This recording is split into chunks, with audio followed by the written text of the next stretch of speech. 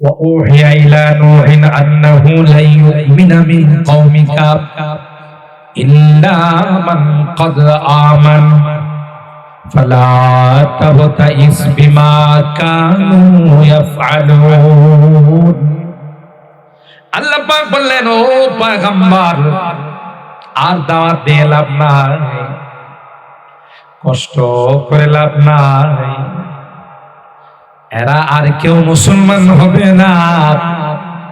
আমি আল্লাহ তাদের জন্য ঈমান হারাম করে দিলাম। আপনি দাওয়াতের মেহনত বন্ধ করে স্টিমার বানান, কিস্তি বানান, একটা সময় আসবে গো যেই সময়ে প্লাবন শুরু হয়ে যাবে, বন্যা শুরু হয়ে যাবে। যারা ঈমানদার, যারা আপনাকে বিশ্বাস করেছে, কলমা বিশ্বাস করেছে, তাদেরকে নিয়ে স্টিমার কিস্তির মধ্যে আপনি সুয়ার হয়ে যাবে। বেঈমানদেরকে আমি আল্লাহ বন্যার পানিতে ডুবাইয়া পানির মধ্যে তাদেরকে আমি আল্লাহ জীবন শেষ করে দেব। হযরতে নূহ পয়গম্বর আল্লাহর হুকুমে কিস্তি বানান, স্টিমার বানান। তার জাতি, তার কওম হযরতে নূহকে নিয়ে মস্করা করে, ঠাট্টা করে, যায় আর কয়, নূহ তুমি এতদিন ছিলা নবী, এখন কি তুমি কাঠ মিস্ত্রি হয়ে গেলা? নাউজুবিল্লাহ। হযরতে নূহ পয়গম্বর কোনো জবাব দেয় না। এরা নূহ পয়গম্বরকে কেউ পাগল বলে, কেউ বা অন্য কোনো কিছু বলে। হযরতে নূহ পয়গম্বরকে কষ্ট দেওয়ার চেষ্টা করল। হযরতে নূহ আল্লাহর কাছে বলেন, আল্লাহ তোমার হুকুমে আমি কিস্তি বানাই। এরা কয় পানি নাই, শুকনো এলাকায় কোথায় কিস্তি চলবে? সুতরাং নূহের মাথা ঠিক নাই। কিতাবের মধ্যে আসে, একটা পর্যায়ে হযরতে নূহ পয়গম্বর যখন কিস্তি বানালেন, স্টিমার বানালেন, শয়তানের দলেরা সবাই মিলে পায়খানা করল। বেয়াদবির দলেরা ওই কিস্তির মধ্যে তাদের পায়খানা শুরু করে দিল, বাথরুম বানাইল। নূহ পয়গম্বর আল্লাহকে বলেন, আল্লাহ এতদিন যা বলছে তা তো মেনে নিলাম, তোমার হুকুমে কিস্তি বানাইলাম, তোমার হুকুমে নৌকা বানাইলাম, বেয়াদবের দলেরা আমার নৌকাকে পায়খানা করে পরিপূর্ণ করে দিয়েছে। আল্লাহ পাক ডাক দেয়া কয়, পয়গম্বর টেনশনের কোনো কারণ নাই, যারা পায়খানা করেছে, যারা মল ত্যাগ করেছে, আমি আল্লাহ এই মল তাদের মধ্যে ব্যাগ করব। ত্যাগ যারা করছে তাদের মধ্যে কি করব? ব্যাগ করব। ত্যাগ আর ব্যাগের মধ্যে মিল আছে, ফালাইছে ঢুকাইব। কোন টেনশন করেন না, আপনি আপনার কাজ করে যান। সুবহানাল্লাহ। বলেন নবীদের সাথে কে আছে? জোরে বলেন কে? এমন রূপ তাদের মধ্যে চলে আসলো, এমন মহামারী দেখা দিল, টেস্ট করে কোন রোগ ধরা পড়ে না, কিন্তু সবাই রোগে আক্রান্ত হয়ে যাচ্ছে, অকিজু হয়ে যাচ্ছে। কোন টেস্টের মধ্যে রোগ ধরা পড়ে না, কোন চিকিৎসা করা সম্ভব হয় না। একজন চিন্তা করলো, বিষয়টা কি কোন রোগ ধরা পড়ে না? একজন কবিরাজ ওই কিস্তি থেকে সামান্য কিছু ময়লা বুঝেন তো, এটা পানির সঙ্গে মিশায়া টেস্ট শুরু, পরীক্ষা শুরু, একজন রোগীকে খাওয়াইছে। দেখেন তো এই ওষুধে কাজ হয় কিনা। খাওয়ার সাথে সাথে রোগী ভালো। কথা কয় না? খাওয়ার সাথে সাথে সবার মধ্যে সাড়া পড়ে গেছে, আমাদের রোগের চিকিৎসা আবিষ্কার হয়েছে। আল্লাহু আকবার। কোথায়? ওই কবিরাজের গেলে, কবিরাজের কাছে গেলে চিকিৎসা পাওয়া যায়। কবিরাজে কয়, ভাই কালকে এসে আমি ওষুধরা বানাই। আর ওষুধ বানানোর জন্য মেডিসিন কোত্থেকে নিয়ে আসে? কিস্তির মধ্যে, নৌকার মধ্যে যে মেডিসিন ত্যাগ করছে, ওইগুলো খাওয়ায় আর রোগ ভালো হয়ে যায়। সবাই লাগবে হতে হতে সব ময়লা শেষ হয়ে গেছে, রোগীর সিরিয়াল এখনো কমে নাই।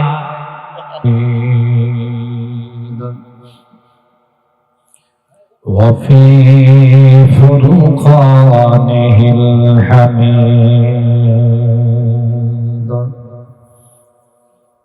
أعوذ بالله من الشيطان الرجيم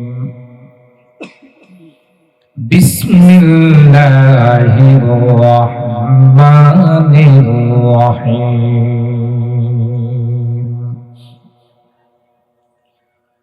ومن ورائهم برزخ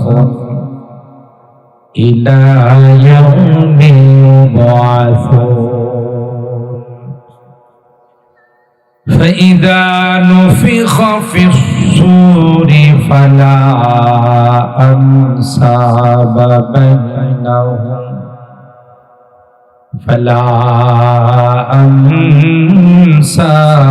بينهم يومئذ ولا يتساءلون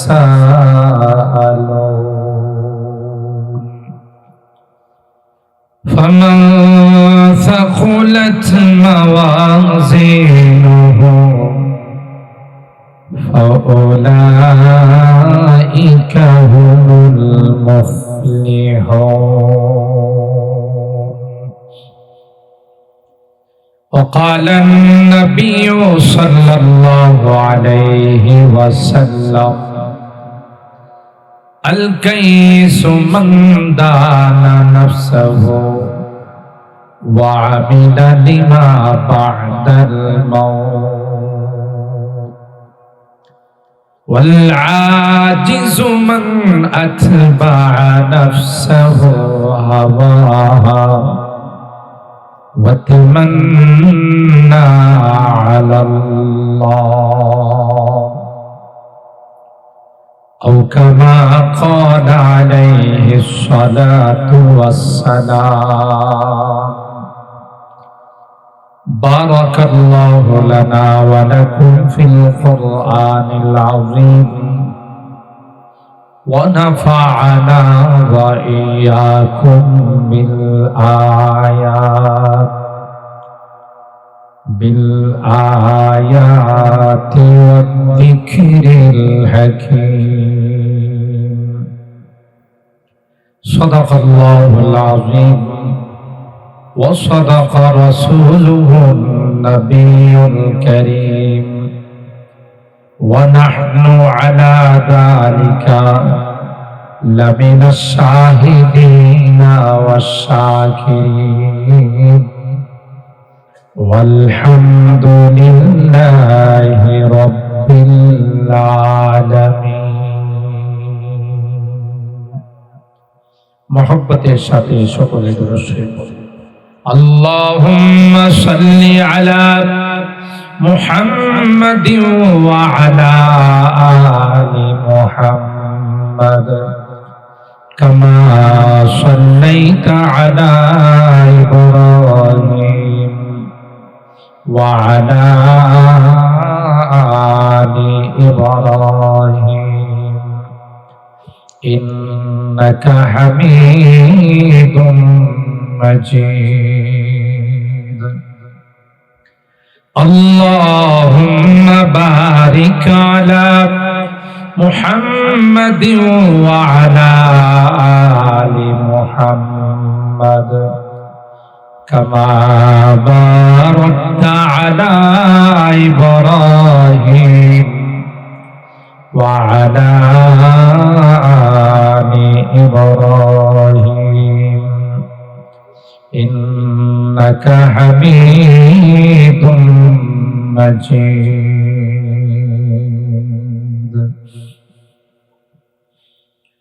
يا صاحب الجمال يا سيد البشر يا صاحب الجمال ইয়া সাইয়্যিদাল বাশার বিওয়াজহিকাল মুনীরি লাকাদ নাওয়ারাল কমর বালাগাল উলা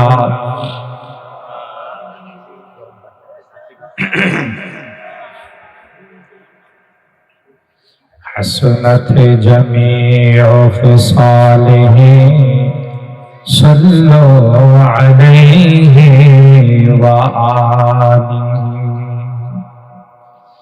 محمد بشر ليس كالبشر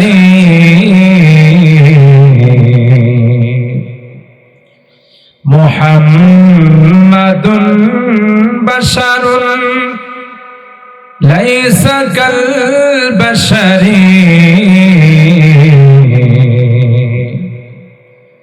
بل هو ياقوت والناس كالحجر بلغ العلا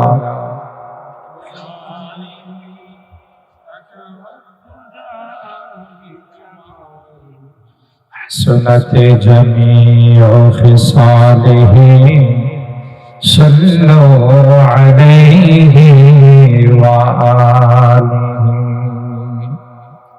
اللهم صل وسلم دائما أبدا على حبيبك خير الخلق كلهم আলহামদুলিল্লাহ আলহামদুলিল্লাহ। নোয়াগাঁও উত্তরপাড়া হাজী মরহুম হাসিব ও নাসির উদ্দিন সাহেবের স্মরণে আয়োজিত আজকের তৃতীয় ওয়াজ ও দোয়ার মাহফিলে, তৃতীয় বার্ষিক ওয়াজ ও দোয়ার মাহফিলে সম্মানিত সভাপতি পীরে কামেল আলহাজ হযরত মাওলানা সৈয়দ ইমদাদ উদ্দিন হোসাইনি সাহেব, পীর সাহেব আন্দিকোট মুরাদনগর কুমিল্লা, হযরতে উলামায়ে কেরাম, বেরাদারান ইসলাম, পর্দার আড়ালের মা ও বোনেরা, আল্লাহ পাকের দরবারে লাখো কোটি শুকরিয়া যে রব্বে কায়নাত মাহে রমাদানের পরের মাস পবিত্র শাওয়াল মাসের আজকের এই রজনীতে একটি জান্নাতি বরকতি কোরআনী মাহফিলে আমাদের কিছু মানুষকে আসার বসার তৌফিক দান করেছেন। এই জন্য অন্তরের অন্তঃস্থল থেকে কালিমাতুশ শুকর আদায় করে জুড়ে সুরে বলি আলহামদুলিল্লাহ। সম্মানিত সুধী, আমার পূর্বে অনেক বুজুর্গ উলামায়ে কেরাম আলোচনা করেছেন। আপনাদের ইমাম সাহেব হযরত মাওলানা রমজান আলী সাহেব আলোচনা করেছেন। মেড্ডা রওজাতুল উলুম মাদ্রাসার সম্মানিত প্রিন্সিপাল, আন্তর্জাতিক খ্যাতি সম্পন্ন মুফাসসিরে কোরআন হযরতুল আল্লামা মুফতি বেলাল হুসাইন সাহেব দামাত বারাকাতুহু, দিগার উলামায়ে কেরাম,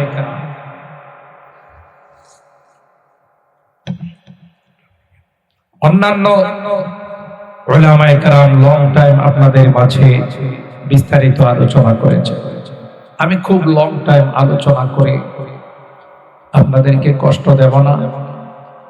সংক্ষিপ্ত সময়ে কিছু আলোচনার জন্য মূলত কোরআনুল কারীমের সূরা আল মুমিনুন কয়েকখানা আয়াত তেলাওয়াত করেছি। আয়াত নাম্বার 100 থেকে 101, 2, 3 পর্যন্ত বেশ কয়েকখানা আয়াত তেলাওয়াত করেছি। সরকারে দো আলম মাহবুবে কিবরিয়া সৈয়দুল কাউনাইন সৈয়দুস সাকালাইন হযরতে মুহাম্মদ আরবি সাল্লাল্লাহু তাআলা আলাইহি ওয়াসাল্লামের অসংখ্য হাদিস থেকে ছোট্ট একখানা হাদিস পাঠ করেছি। যেহেতু আজকের এই মাহফিল দুইজন বিশিষ্ট মুফতি রূহের মাগফিরাত কামনায়, ওনারা আমাদের কাছ থেকে বিদায় নিয়ে পরপারের বাসিন্দা হয়ে গেছে, ঠিক কিনা বলেন? পিছনে গোরস্থান, কবরস্থান। এই গোরস্থানে আমাদের অনেকেরই আত্মীয় স্বজন, মুরব্বীরা শুয়ে আছেন। তাই কবরের জগৎ নিয়ে কিছু কথা বলার উদ্দেশ্যে মূলত আমার এই আয়াতে কারিমার তেলাওয়াত। আল্লাহ পাক আমাদের কি দুনিয়ার মূল্যবান হায়াত দিয়েছেন, আর এই কথাও আমাদেরকে জানিয়ে দিয়েছেন এটা কিন্তু তোমাদের একটা অস্থায়ী জিন্দেগি, চিরস্থায়ী জিন্দেগি নয়। এই জিন্দেগি থেকে তোমরা আরেকটা জিন্দেগির দিকে রওনা দিবে, সেই জগতের নাম হলো কবরের জগৎ। আমরা এক সময় রুহের জগতে ছিলাম, তাই না? রুহের জগৎ থেকে আমরা দ্বিতীয় জগৎ, মার পেটের জগৎ, সেখানে আসছে। মার পেটের জগৎ থেকে আবার আল্লাহ তাআলা আমাদেরকে পৃথিবীতে পাঠাইছে। পৃথিবীর থেকে আরেকটা জগতে যাব, যে জগতের নাম বরজখের জগৎ, কবরের জগৎ। ওইটাও শেষ নয়, ওখান থেকে আরেকটা জগৎ আসবে আমাদের সামনে, আলামুল মাহশার, হাসরের ময়দান। এই পঞ্চম জগৎ হাসরের ময়দান, সেখানে আমাদের হিসাব নিকাশ হবে। দুনিয়ার জিন্দেগিতে কে কি আমল করেছে, সেই হিসাবের ভিত্তিতে কেউ যাবে জান্নাতে, কেউ যাবে জাহান্নামে। দুইটা গ্রুপ হয়ে যাবে, ইম্মা ইলাল জান্নাতি ওয়া ইম্মা ইলান নার। সেই মূল ফায়সালা তো আল্লাহ তাআলা ময়দানে মাহশারে বিচারের দিনে আল্লাহ তাআলা ফায়সালা দিবেন। কিন্তু এর আগের যে জগৎটা আছে, চতুর্থ নাম্বার জগৎ, সেটা হলো বরজখের জগৎ, কবরের জগৎ। আমরা আমাদের যারা মারা যায় তাদেরকে আমরা যে জগতে রেখে চলে আসি, এই জগৎ সম্পর্কে, কবরের জগৎ, বরজখের জগৎ সম্পর্কে ইসলাম, কোরআন এবং সুন্নাহ কি বলে, আমাদের করণীয়। কারণ পৃথিবীর মধ্যে সবচাইতে সত্য যে জিনিস, এবং এই সত্যকে পৃথিবীর কোন বিজাতিরাও অস্বীকার করে, সেটার নাম হলো মওত। কি নাম? এই জন্য কোরআনে কারীমে আল্লাহ তাআলা মৃত্যুকে ইয়াকিন শব্দের দ্বারা বর্ণনা করেছেন। সূরা আল হিজরে শেষ আয়াত 14 নম্বর পারা, ওই আয়াতের মধ্যে আল্লাহ তাআলা মৃত্যুকে বলেছেন ইয়াকিন। আল্লাহর হাবিবকে বলেন ওয়া'বুদ রাব্বাকা হাত্তা ইয়াতিয়াকাল ইয়াকিন। আল্লাহ পাক বলেন আমার হাবিব যতদিন পর্যন্ত আপনার নিকট ইয়াকিন না আসবে, আর যতদিন পর্যন্ত মৃত্যু না আসবে, ততদিন পর্যন্ত আপনাকে ইবাদত করতে হবে। সুবহানাল্লাহ। পৃথিবীর মধ্যে আল্লাহর হাবিব থেকে বড় পীর কেউ আছে? সবার বড় পীর আল্লাহর হাবিব সাল্লাল্লাহু আলাইহি ওয়াসাল্লাম। তাকে যদি কোরআনের মাধ্যমে আল্লাহ এই কথা জানান দিয়ে থাকেন যে মৃত্যু পর্যন্ত আপনার ইবাদত করতে হবে, ইবাদত মাপ নাই, তাহলে আমাদের সমাজে যদি কোনো পীর সাহেব এসে বলে আমি ইবাদতের ক্লাস পাশ করে ফেলাইছি, এরকমের ভণ্ড আছে না নাই? নামাজ নাই, রোজা নাই, শরীয়তের ধার ধারে না, শরীয়তের বিধানকে মানে না, সে হয়ে গেছে এলাকার সবচাইতে বড় পীর। আছে না নাই? পর্দার বালাই নাই। নারী পুরুষ সামনে নিয়ে কি যে কয় হ্যাঁ জানে।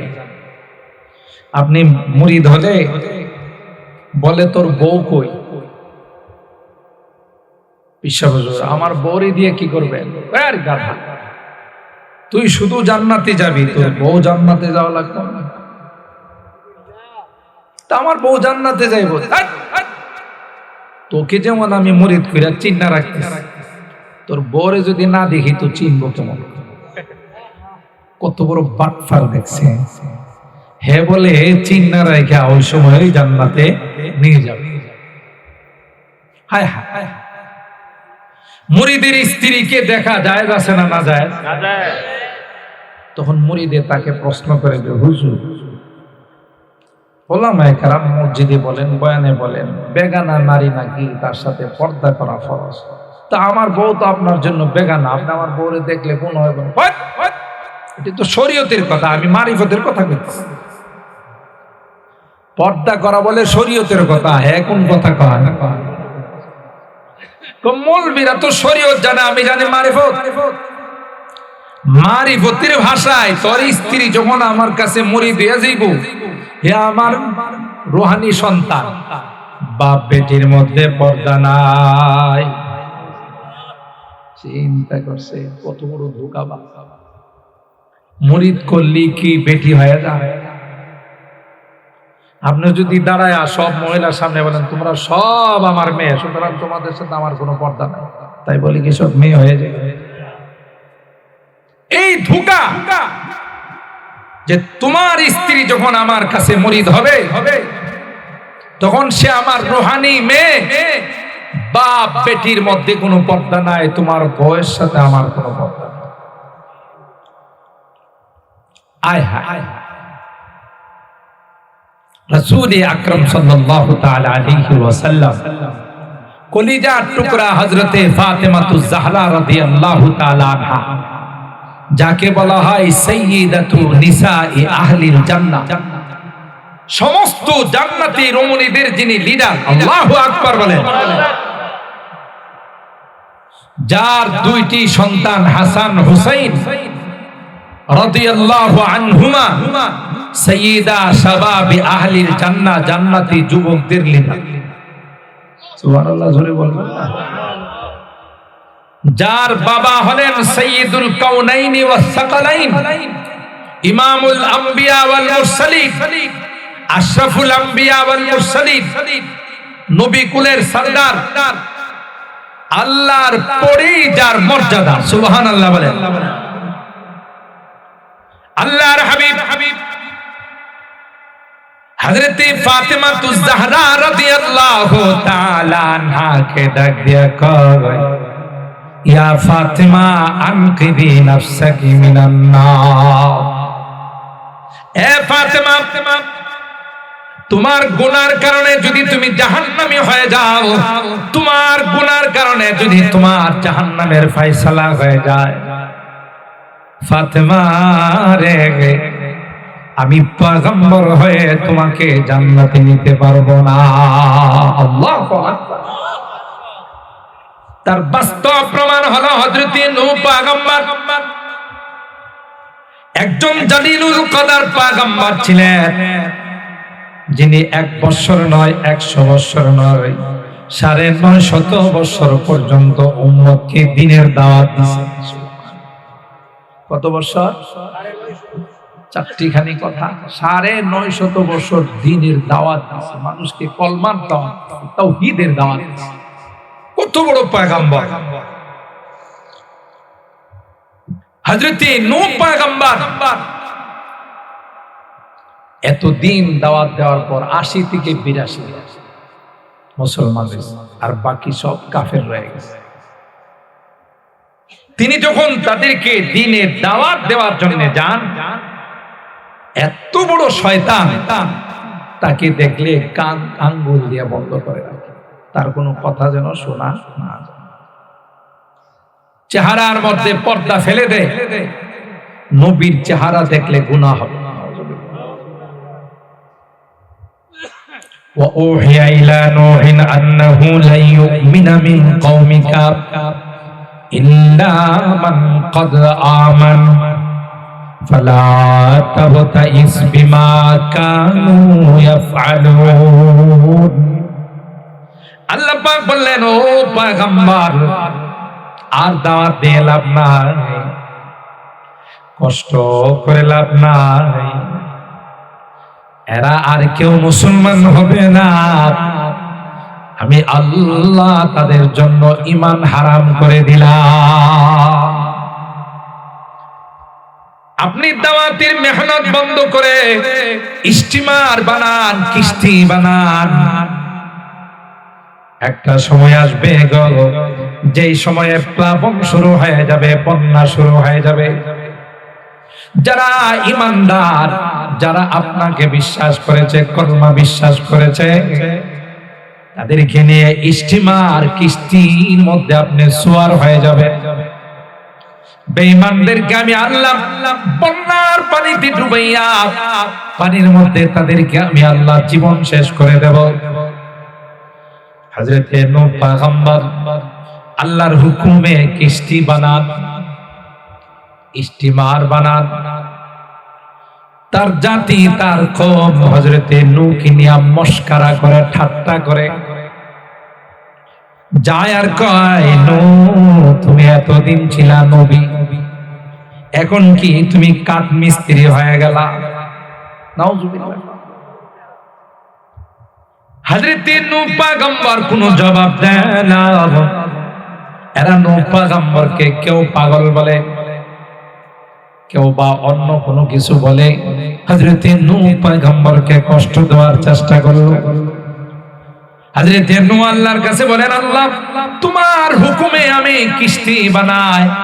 এরা কয় পানি নাই, শূন্য এলাকায় কোথায় কিস্তি চলবে? সুতরাং নূহের মাথা ঠিক নাই।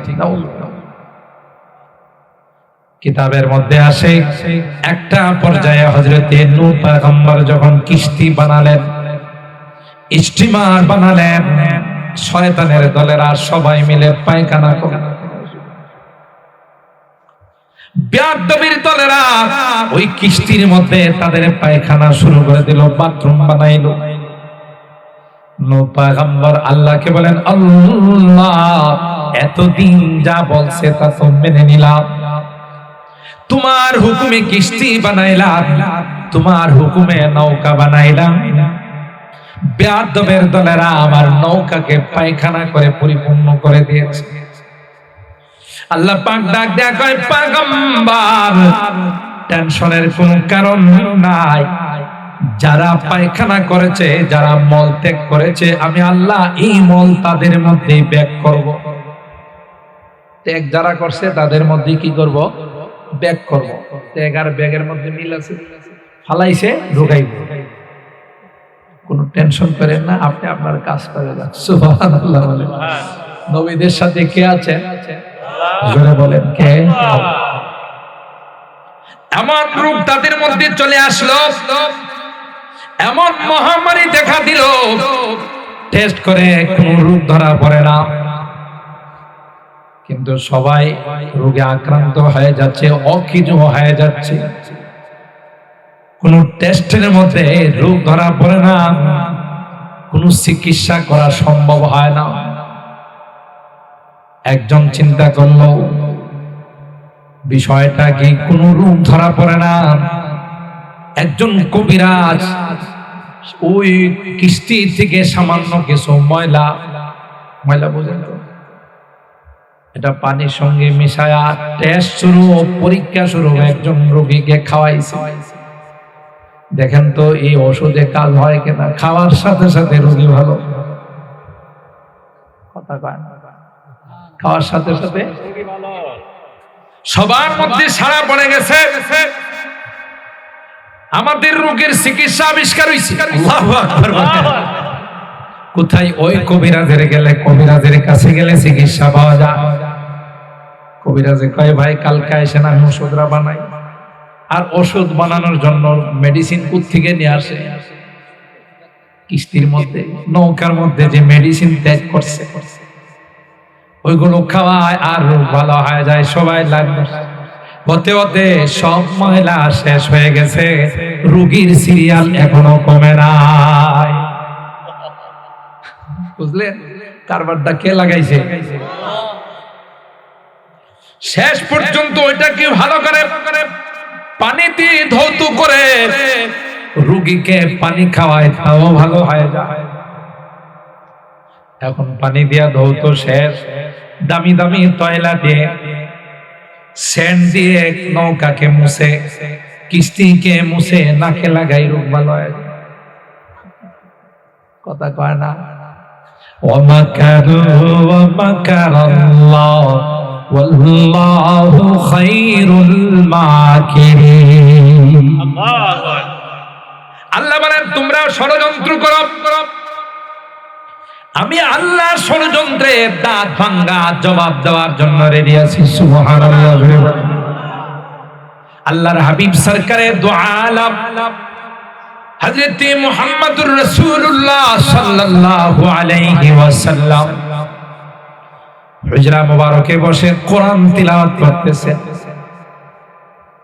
গভীর রজনীতে সূরা ইয়াসিন তিলাওয়াত করতেছেন। ইয়াসিন ওয়াল কুরআনিল হাকীম ইন্নাকা লামিনাল মুরসালিন আলা সিরাতিন মুস্তাকিম। পার্লামেন্টের মধ্যে সিদ্ধান্ত হয়ে গেল, যে পার্লামেন্টের স্পিকার ছিল মিস্টার আবু জাহেল, পার্লামেন্টের মধ্যে সিদ্ধান্ত হয়ে গেল মুহাম্মদকে আর দুনিয়াতে রাখা যাবে না, মুহাম্মদকে হত্যা করা ছাড়া কোনো বিকল্প নাই। স্পিকার আবু জাহেল সিদ্ধান্ত দিলেন। কোন শয়তান স্পিকারকে বলল, না না, সিদ্ধান্তটা এখনো পরিপূর্ণ হয় নাই।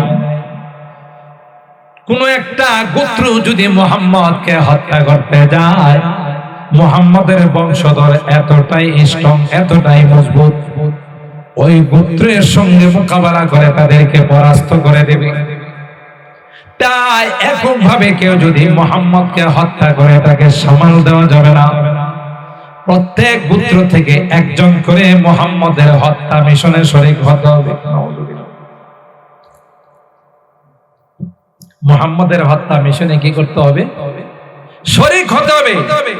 যদি মুহাম্মদের হত্যা মিশনে সবাই মিলে শরীক হয়, মুহাম্মদের বংশধর কয়জনের মোকাবেলা করবে? এই রায়টা ছিল মিস্টার ইবলিস। অথচ আল্লাহ পাক জানিয়ে দিয়েছেন, ইয়া আইয়ুহার রাসূল বাল্লিগ মা উনজিলা ইলাইকা মির রাব্বিক ওয়া ইন লাম তাফআল ফামা বাল্লাগতা রিসালাতা ওয়াল্লাহু ইয়াসিমুকা মিনান নাস। হে আমার হাবিব, আপনি দাওয়াতের কাজ, তাওহীদের দাওয়াত, আমার একত্ববাদের দাওয়াত আপনি দিতে থাকেন। মানুষের হত্যার ভয় করবেন না, মানুষ আপনাকে শেষ করে ফেলবে এই ভয় আপনি করবেন না। আমি আল্লাহ আপনার হিফাজতের দায়িত্ব। কে নিয়েছেন? আল্লাহ। যার দায়িত্ব আল্লাহ নেন, তাকে পৃথিবীর কেউ হত্যা করতে পারে না। এই বিশ্বাস আমার রাসূলের আছে না? আছে। কথা লম্বা হয়ে যাচ্ছে। বুখারী শরীফের হাদিস, রাসূল আকরাম সাল্লাল্লাহু তাআলা আলাইহি ওয়াসাল্লাম যুদ্ধের থেকে আসার ক্লান্ত হয়ে গেছে, এক জায়গায় বিশ্রাম নেওয়ার সিদ্ধান্ত নিলেন। সমস্ত সাহাবায়ে কেরাম যার যার তলোয়ার গাছের মধ্যে লটকায়া গাছের নিচে, বৃক্ষের নিচে বিশ্রাম করতেছে। আল্লাহর হাবিবও এক জায়গায় বৃক্ষের নিচে, গাছের নিচে তার তলোয়ার ঝুলায়া বিশ্রাম করতেছে। গৌরেস নামক একজন কাফের, আল্লাহর হাবিবের দুশমন, এবং আল্লাহর হাবিবকে সুযোগ পেলেই হত্যা করে ফেলে। এই মিশন নিয়ে সে ঘুরি, হঠাৎ করে গৌরেস দেখে গোটা সাহাবীরা সব ঘুমিয়ে আছে, সবার তলোয়ার গাছের মধ্যে লটকানো, মুহাম্মদও ঘুমিয়ে আছে, তার তলোয়ার গাছের মধ্যে লটকানো। এবার এই কাফের মনে করছে মুহাম্মদকে এই সুবর্ণ সুযোগে হত্যা করা ছাড়া আর কোনো রাস্তা নাই। নাউজুবিল্লাহ। এই সুযোগ ছাড়া তাকে আর হত্যা করা যাবে না। তলোয়ার নিয়ে মার্চ করে ওই গৌরেস নামক আল্লাহর নবীর দুশমন হুজুর আকরাম সাল্লাল্লাহু তাআলা আলাইহি ওয়াসাল্লামের কাছে গিয়ে আরবদের একটা নিয়ম ছিল, এটা এরা আমাদের মতো চোরা গুপ্তা হামলা করত না, ফাইট করা, ফাইটের মার করা, যে কারো সাথে কারো গন্ডগোল হলে যায় কোনার মধ্যে বসে থাকে, রাস্তার নিচে বসে থাকে, ওই লোকটা আসলে তার উপর আক্রমণ করে। এটাকে বলে বাংলাতে চোরা গুপ্তা হামলা। কথা কান, অতর্কিত হামলা, চোরা গুপ্তা হামলা। যেমন আমাদের দেশে কেউ কারো যদি এন্টি হয়, বিরোধী হয়, তাকে শেষ করার জন্য কোন সময় কিলারদের, গডফাদারদেরকে ভাড়া করে, ঠিক না? সে নিশ্চিন্ত মনে রাস্তা দিয়ে যেতেছে, হঠাৎ করে ঠুস শেষ। কে বা কারা হত্যা করলো কোনো হদিস নাই। এটা আরবদের মধ্যে ছিল। আরবদের কথা হলো সামনাসামনি মার, গোপনে কেন মার? গৌরেসে এই মনে করে হুজুর আকরাম সাল্লাল্লাহু তাআলা আলাইহি ওয়াসাল্লামের তলোয়ারটা আগে হাতে নিয়ে হুজুর আকরাম সাল্লাল্লাহু আলাইহি ওয়াসাল্লামকে ঘুমের থেকে সজাগ করলেন। ইয়া মুহাম্মদ, ডাক দিলেন। আল্লাহর নবী দেখেন, ইয়া আল্লাহ, আমার জানের দুশমন, আমার তলোয়ারও তার হাতে, তার তলোয়ারও আমার হাতে, কোনো তলোয়ার নাই। ভীষণ ভয় পেয়ে গেছে। কি ধারণা আপনাদের? কথা কয় না, ঘুমাইতেছেন আপনারা? রাত বেশি হয়ে গেছে তাই রাগ করে আছেন নাকি? আর একটু কথা না বললে আমি মনে করবো আমার লাগায় আপনারা ঘুমাইতেছেন, অথবা আমি একটু দেরিতে বসছি তাই রাগ করে আছেন।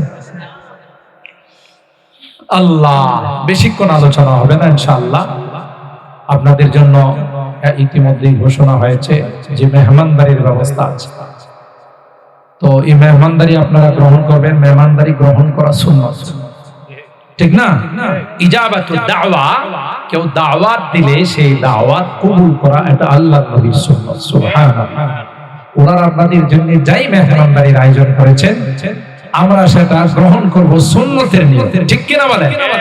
আপনাদের বাড়িতে এর চেয়ে ভালো ভালো খাবারের ব্যবস্থা আছে, কিন্তু মাহফিলে যে তোবারকগুলো দেওয়া, এটাকে সবাই বরকত মনে করে, কথা কয় না। সেই জন্য আজকে মাহফিলের ইন্তেজামিয়া কমিটি যারা আছেন, তারা আপনাদের জন্য এই মেহমানদারির আয়োজন করেছেন। ইনশাআল্লাহ আমরা সেই মেহমানদারি গ্রহণ করে আখিরি মোনাজাত করে যাব ইনশাআল্লাহ। একটু হাত তুলেন, আল্লাহকে দেখান। লিল্লাহে তাকবীর, লিল্লাহে তাকবীর। কোরআন সুন্নাহর আলো, কোরআন সুন্নাহর আলো। হাত নামান, আল্লাহ আমাদের হাতগুলো কবুল করুন, আমিন।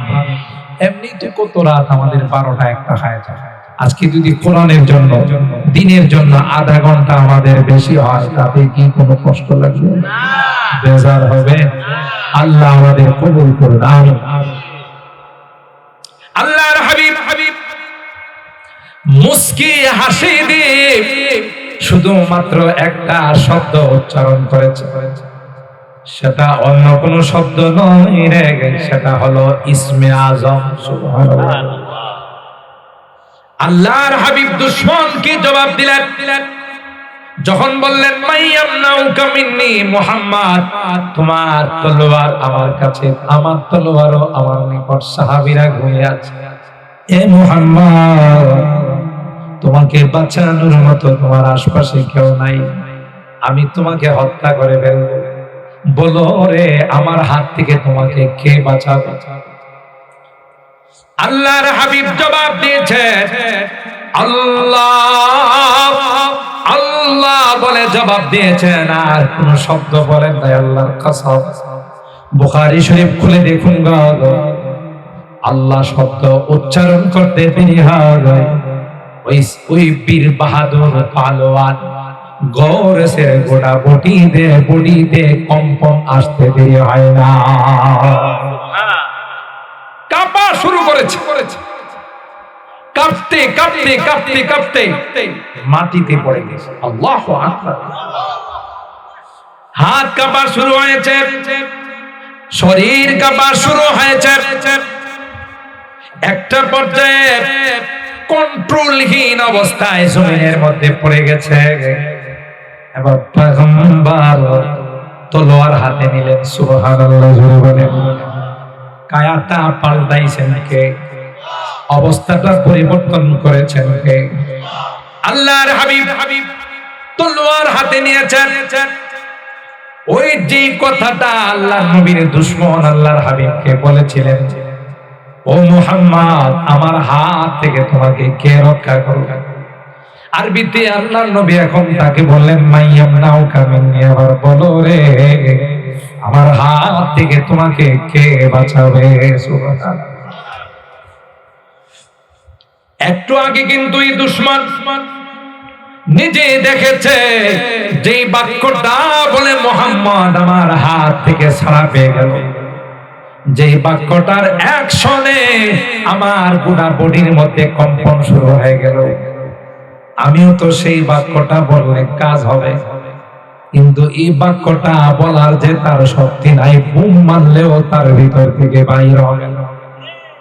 ঠিক কিনা বলে? কারণ সে তো এই বাক্যের সাথে পরিচিত নয়।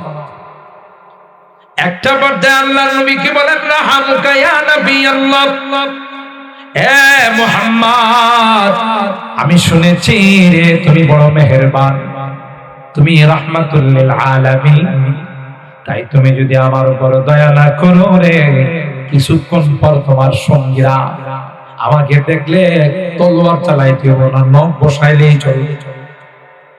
কথা কয় না? 100 মানুষ যদি একটা মানুষের গায়ে শুধু একবার করে নখ বসায়, এটা খুঁজে পাওয়া যাবে? তলোয়ার চালাইতে হবে না, শুধু নখ বসাইলেই আমি শেষ। তাই তুমি যদি আমার উপর রহম না করো, আমার উপর দয়া না করো, আমার বাঁচার কোনো উপায় নাই, মেহেরবানি করে যদি তুমি আমাকে মাফ করে দাও। আল্লাহর নবী ডাক দিয়া কয়, আল্লাহ আমাকে রাহমাতুল লিল আলামিন বানায়া পাঠাইছেন, যাও যাও, আমি নবী তোমাকে ক্ষমা করে দিলাম, আমি নবী তোমাকে ক্ষমা করে দিলাম।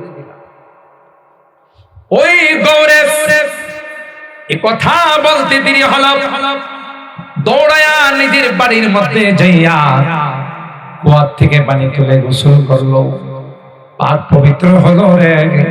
আল্লাহর হাবিবের কাছে আয়েশা বলে, মুহাম্মদ, আর দেরি নয় রে, আমাকে তুমি পড়িয়ে দাও লা ইলাহা ইল্লাল্লাহু মুহাম্মাদুর রাসূলুল্লাহ সাল্লাল্লাহু আলাইহি ওয়াসাল্লাম। যেই ব্যক্তিটা দুশমনকে, নিজের খুনিকে হাতে নাতে পাইয়া ক্ষমা করে দিতে পারে, তিনি কোনো সাধারণ মানুষ নয়, নিশ্চয়ই তিনি আল্লাহর পয়গম্বর। সুবহানাল্লাহ।